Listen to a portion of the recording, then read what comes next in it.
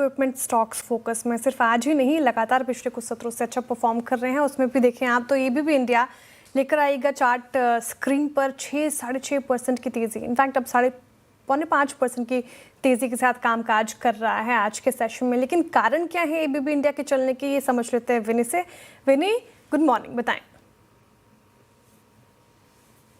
बिल्कुल, तो ABB India का स्टॉक आज बाजिंग है क्योंकि एबीबी ग्लोबल के Q1 कैलेंडर ईयर 26 के नंबर्स आए। वहाँ पे वो लोग एक इंडिया रीजन का ओवरऑल ग्रोथ देते हैं, ऑर्डर इनफ्लो का ग्रोथ। ऑर्डर इनफ्लो ग्रोथ ये टाइम आ चुका है 26% for India region as a whole.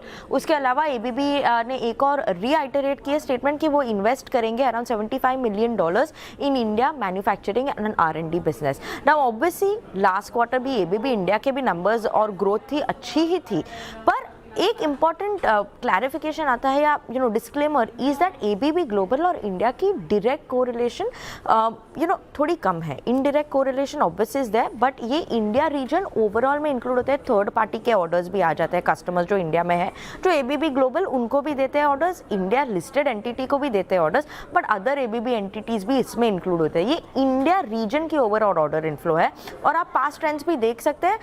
Global region and India region के पास ट्रेंड्स है, ग्रोथ दिख रही है, पर analyst expectation for India region ये टाइम वाज ओवरऑल 17 to 19%। आई है ऑर्डर इन्फो की ग्रोथ 26% पे, इसीलिए आज स्टॉक तेजी में है।